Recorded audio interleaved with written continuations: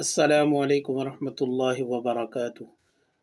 میرے رسول پاک صلی اللہ تعالی علیہ وسلم نے فرمایا، تین چیزیں تمہارے ساتھ قبر تک جائیں گی،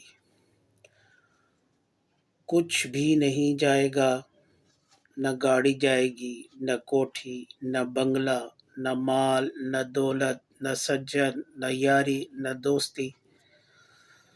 تو تمہارے ساتھ فقط تین چیزیں ہی جائیں گی، اس کے علاوہ اور کچھ نہیں جا سکتا۔ تو وہ تین چیزیں کیا ہیں؟ یا رسول اللہ صلی اللہ علیہ وسلم، وہ تین چیزیں کون سی ہیں؟